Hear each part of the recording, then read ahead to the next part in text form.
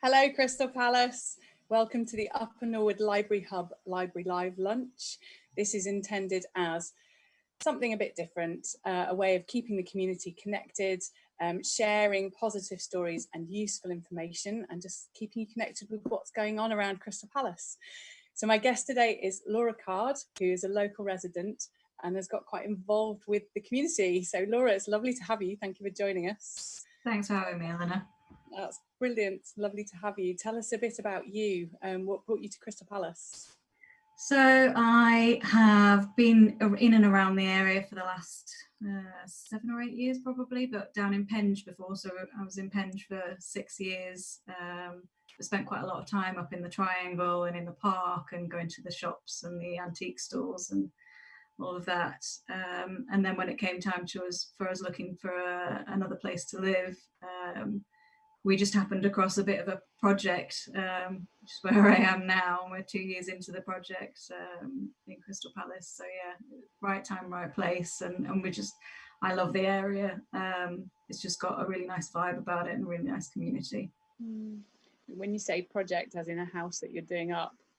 Yeah, it was pretty intense to start with, all the rewiring, new bathroom, new kitchen, new everything, lots of dust basically was my life for the first year, but getting out the other side now and yeah, much more enjoyable.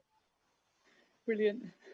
It looks lovely where you are now. So... Yeah, I'm in the office, so I've got a little space to just hide myself away to do work, which is good. Brilliant. You started a petition a little while ago about the proposed McDonald's on the Living Water Cafe site. Can you give us a bit of a potted history of that? Yeah, so I guess I was already kind of pretty engaged with the local businesses and things like that, and we were starting to see some of them close. So Blue Door Bicycles was closing down, and there were a few others that, you know, we really enjoyed in the local area and just weren't able to make it work financially anymore. You know, Bookseller Crow was another example of a store that was struggling with the high business rates and the rents in the area, which just kept going up. And the McDonald's thing came about because obviously it's a big corporate global organization, and the rents that they're able to afford are much higher than, you know, our local independents that can't quite make that meet. And them coming into the area and the rent that they were willing to accept meant that the rents for everyone else was going to be pushed up significantly. And I think we could just see a lot more closures and a loss of what makes Crystal Palace really unique as an area. So I guess I just got a bit fueled up by it and wanting to try and do, rather than just whinge about it, try and do something to help. So I set up the petition, not necessarily thinking it was going to make a massive impact, but at least showing that, you know, I cared and letting other people show that they cared as well. And just sent it around the Crystal Palace local Facebook group, which has obviously got a pretty big following on there. And it just went a lot bigger than I thought it would. So we ended up with almost 2,000 signatures on there and some engagement from the local council as well. So Stephen Mann, Councillor Stephen Mann, is really engaged in the local area anyway, and he reached out to me to talk about the petition and also to get me involved in the next project, which was more of the town team approach and how we could help as a bigger group of people. Mm-hmm. Tell us a bit more about the town team then, since you mentioned it. Yeah, so it's a group of people from around the local area who either own small businesses, are just interested in business projects, and they want to help the local area retain its sense of community. We're still working out exactly what that means. Largely, it's about supporting the businesses and giving people places to go. But you know, one of the things that we wanted to do, what we were planning to do in April, was to have a sort of town hall set up and get some of the local people from different stakeholder groups in to come and talk to us about what they think it needs to be, how they think we can help the area, what they love about the area, what they don't love about the area, what they think could do with improving. And unfortunately, we had to cancel that, obviously, with COVID-19 and the lockdown coming in. So we're just trying to rework, what does that look like from a virtual standpoint? How can we do that online, but trying not to exclude any groups, because obviously the technology can be a barrier to some people, and just trying to make it as open as possible. And how has the town team been kind of organised? Where have people come from so far? All over the place. So obviously I'm a local resident who's just, you know, engaged in the community, and there's a few people like me. There's some people who run the local businesses. So Rebecca, who runs Routes and Cycles, for example, is part of the group. We've got some of the people from Crystal Palace Park involved, Crystal Palace Festival, you know, people like the guys from Reunion are involved. You know, it's a really nice group of people, but a lot of it is people who have been involved in other projects going on in the area already. So like Crystal Palace Transition Town or the cinema project and things like that. So what we wanted to do with the town hall was open it up to people who wouldn't normally be involved in it, who would just, you know, love the area, want to see how they can help, and but specifically want to focus on the sort of thing that the town team would help with. So we don't want it to be just the same old faces. And that's part of the reason why I'm involved, is because I'm someone different that's getting involved, but just trying to bring other groups in as well, other interest groups. Mm-hmm. And what are some of the things you're looking at doing? So the directory is obviously a big thing right now. Yeah. So the focus has obviously shifted a bit with COVID, and actually I think if anything, it's made the group a bit more important, because the businesses are going to need so much more support going forward. So so part of the team have created a directory of businesses in the local area that are either open, offering deliveries or collection or whatever it may be. And I think we've got the link as well, COVID-19-mylocal.uk. And that's just where local businesses have submitted their information to say, I can provide delivery of vegetables, whatever. And you can go in, click on the categories and see what the businesses are locally that you can support, and that can support you as well. You know, I don't know if everybody else found this, but when the lockdown hit and everyone went crazy with the supermarkets, I still haven't been able to get an online delivery. And to be honest, I've stopped trying because there's so much opportunity to get things locally. So, you know, the flower market guys have turned into a fruit and veg stall, and that's really helpful. And the Alma's turned into an off license that sells bread and all sorts of things. So there's so much option now, which wasn't there before. Everyone's just really transformed their businesses, for them to make the most of a difficult situation and to keep their businesses going, but B, to help the local community and make sure that people can access the food and the basics that we need. I've certainly discovered a whole load of new places that I hadn't really been in before, where I've managed to find things like porridge oats and flour and eggs and all the things that just disappeared off the supermarket shelves immediately. Yeah, definitely. And even things like, so I think the supplier for Faber Fox, they opened up their supplier base because obviously they'd lost all their business with restaurants being closed. And we got a delivery of meats from I think the butcher's block, who are delivering it locally because they're not delivering to restaurants anymore. You know, it's just that sort of innovation that I think, for me, really sums up what Crystal Palace is about. You know, it's not a cookie cutter high street. It's not the same as everywhere else. And everyone's really pulling together to try and support each other, which I think is great. It's really, really exciting to see, despite the difficulties. Absolutely, and sort of even more so in a way because of the difficulty that's, I don't know, it makes me feel really proud to live here, actually, that everybody, as you say, pull together and find creative ways of dealing with it. Really. And you know, I think there'll be, again, whilst it's a difficult situation, I think there'll be some positives to come out of it. So, you know, the Crystal Palace Flower Market have talked about maybe they'll do the fruit and veg delivery as a business line going forward, if it's something that people want to see. And also individuals' needs will change post lockdown, and potentially more people, and certainly for the short term, more people will be working from home. And does that support the businesses once they're open a bit more? Because actually, rather than commuting into the city, you know, I'm normally based in Canary Wharf, so rather than commuting to Canary Wharf, I'm going to be based here. I don't want to make my lunch every day. You know, I'm at home, that's great, but sometimes I want to pop out and get a treat from, you know, Blackbird Bakery or wherever it may be, and just spend a bit of time, spend a bit of money locally, rather than taking it to the bigger chains that I'm used to going to on the lunch. Yeah, just more options, local options. Really. Yeah, definitely. And we've got so much choice. We are spoilt for choice in Crystal Palace, and it's not. You could say that sometimes it's more expensive, I think on the whole, it's, you know, it's well priced, and if you're talking about food and things like that, it's very competitive with what you'd see centrally. So yeah, I think it's a good option. Good quality as well. Yeah, very much so. Are there any other positives that you see? Essentially, yeah, I mean, I think the sense of community is a massive thing, and just people helping other people. So the directory is just one example. I think it was a local resident that pulled together a list, just an Excel spreadsheet to start with, and then some of the guys in our team helped turn that into the directory that you've got now with the geo mapping and all of that stuff. So that, you know, that's just that nice willing to help and go the extra mile where maybe you wouldn't normally be inclined. You know, we've done things like set up a WhatsApp group for our local area, just, you know, in case someone's stuck inside and they can't get out, you know, drop us a line and we can get you a, you know, pint of milk or, you know, whatever you need.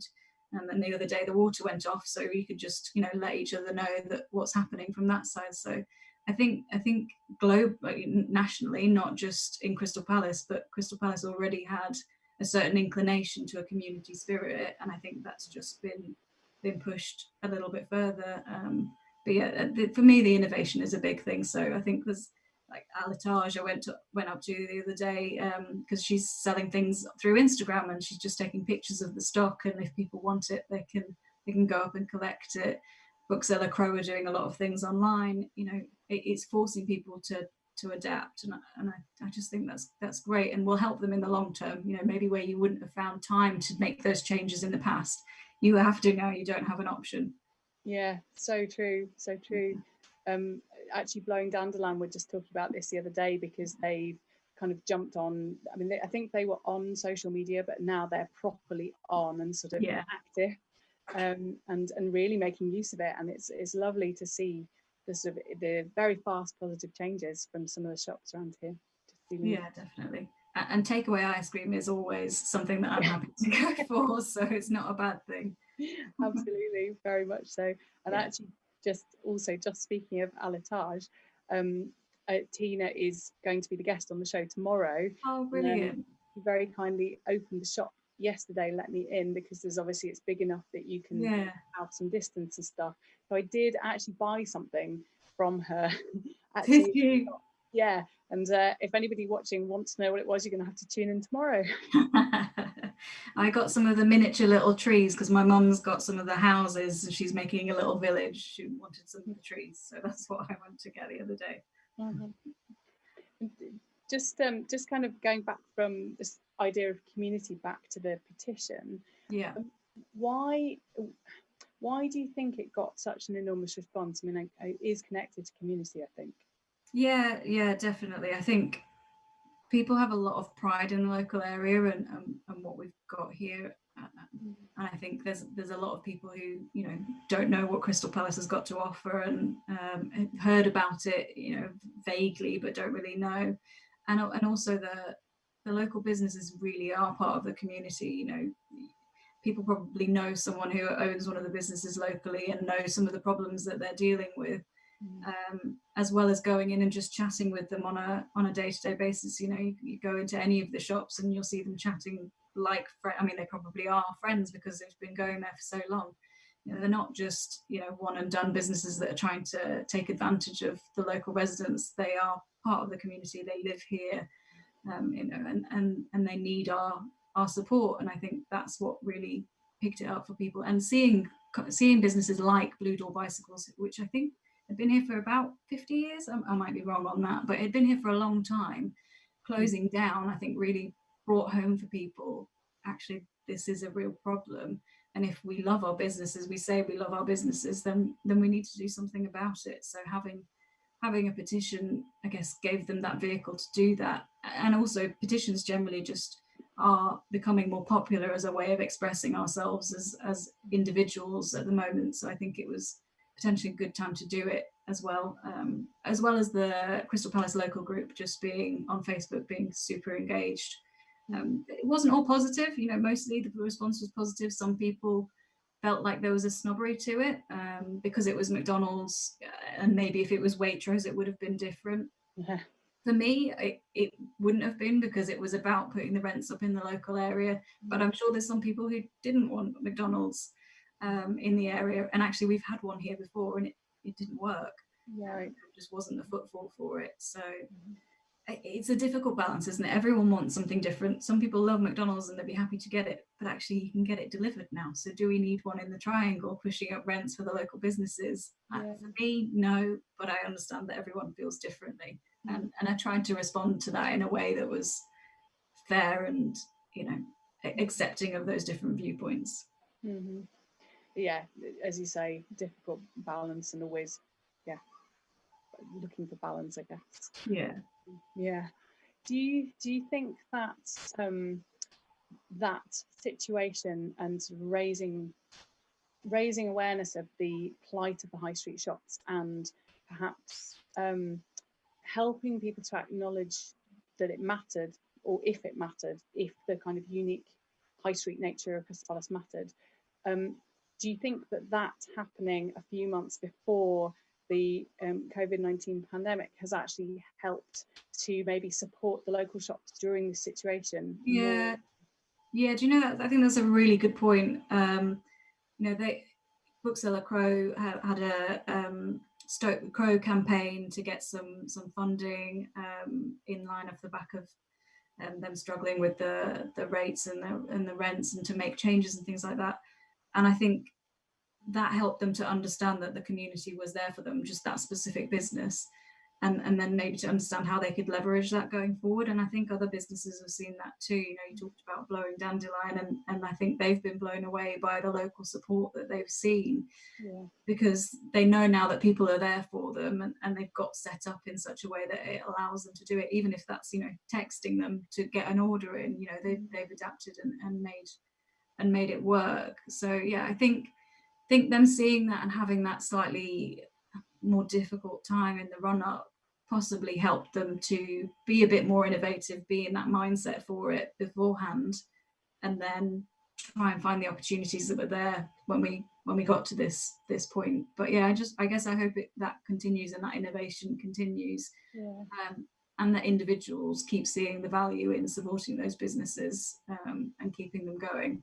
Even like Secret Garden Centre just down by Sainsbury's, they've been doing a collection service and having the guys there sorting it out and ringing them up. And I'm seeing people going past and picking things up all the time, and it's great, and it's lovely to see that we can keep those institutions really in the local area open and going. Yeah. So what is the best way for us as the community to support their local businesses through this point? I think it's going to be different for everyone, right? Everyone's got different levels of what they can afford, and some people will be really struggling at the moment because they've been put on furlough or maybe even made redundant. And I think we've got to be mindful of those different, the different affordability for certain people. But, you know, if you're going to pop to Sainsbury's to buy a sandwich, then, you know, maybe you can pop to Blackbird and just, you know, on a Friday as a treat to just make it a little bit more interesting and less flat maybe than the Sainsbury's sandwich might be. But it depends what everyone can afford. So, you know, as a birthday treat, Brown and Green, maybe they do the delivery on birthdays if you can afford it, rather than, you know, going out and getting something from one of your bigger chain organizations that are not doing perfectly but doing reasonably well in these situations. I think the same with, you know, anything else that you can think of. If we've got it locally, try and do it locally. So the hardware stores in Crystal Palace are brilliant at the moment, and actually when I popped there the other day, there's no real queue for that, whereas you try and go to B&Q and they're queuing around the car park. So it's in some instances it's probably a time versus money equation. So it might cost you a little bit more, but you'll save time because you're not queuing outside in a massive queue in nice weather at the moment, but still, you know, that's a significant amount of time that you're investing in that. So yeah, I think just do what you can do and see it as reinvesting back into the local area, because like I said, these local businesses are part of the local community. They live here, you know, they spent here as well, and they support everything that you can add to the local area. Thank you. That's really lovely way of putting it. So we're coming towards the end of our time. So I think as a final question that seems appropriate following on from what you've just said, what would you say are your favourite things about Crystal Palace? I mean, that's a difficult one. There is a lot. Obviously, the dinosaurs, as you can see in the picture behind me. I love the dinosaurs in the park, and I remember coming across them for the first time. I didn't know they were there, and I was going for a run, and they were just like, oh, there's dinosaurs. I wasn't expecting that. And I think they're just a big part of what makes up the Crystal Palace spirit, and it's so iconic in the area. But also, I love a hot chocolate from Blowing Dandelion. I love going out to the Secret Garden Centre on a Saturday and walking around in the sunshine. I love the book group at Bookseller Crow and being part of that little community. Bob's down by the Crystal Palace station, although we're not going there so much at the moment, obviously. Yeah, just so much. The independence and the spirit of the area, I think, is probably the best way to sum it up. Yeah. And the quality, I guess. Totally agree. Yeah, moving here 3 years ago was probably the best decision I've made in my entire time in London. So just moving on from that to actually the rest of the live streaming program that we have here. So actually, Crystal Palace Dinosaurs, friends of Crystal Palace Dinosaurs, are actually going to come back, I think, a week on Monday to talk a little bit more about actually some of the sculptures and how that relates to actual extinct mammals that we know about. So that should be really interesting. So a week on Monday, Laura, that's for you. Brilliant. Come join, tune into the live lunch then. Are they going to talk about the bridge as well? So we did actually. So they came a couple of weeks ago. Excellent. I'll have to go and see that. Sarah's daughter who's one of the trustees, and she came to talk about the Dino Bridge. And we actually have a bit of video showing the building of it in kind of super fast time, which is really cool. So that's in our archive on the video page. So anybody who is interested in the dinosaurs, if you want to look back, I think that was a couple of weeks ago. And that will be a lead on very nicely to the one in 10 days time. And tomorrow we have Tina Bladbjerg, I hope I pronounced it right, from Alatage, who owns the shop and is also a local artist herself, is going to be joining us on the live lunch. If you want to see what I bought in her shop yesterday, tune in and find out. And then other than that, we have a really big live stream program. We have mindfulness and yoga and children's stories and singing classes and live music and cross stitch and all sorts of wonderful things. So please do have a look at the program and tune in for anything that interests you. Oh, and the edible garden, which started this week, which was fab. So yeah, do tune in to anything that interests you. It obviously helps the Library Hub to kind of keep people engaged. If you'd like to support the Library Hub a bit further during this time when obviously the venue's shut and we're not making revenue that way, there should be a link to the side of the video under the description about how to become a Library Hub supporter, and we'd obviously be very grateful for that. And I think that's all from me today. So Laura, it's been really lovely to talk to you. Thank you so much. Yeah, and you. Thanks, Eleanor. And I hopefully see you all tomorrow for the next Library Live Lunch. So have a nice day. Bye, everybody.